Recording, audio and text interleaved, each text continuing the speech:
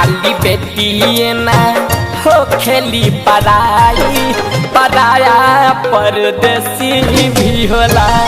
घर से निकले हो आंसू छलकाई, पराया परदेसी भी होला। खाली बेटी ना हो खेली पराई, पराया परदेसी भी होला।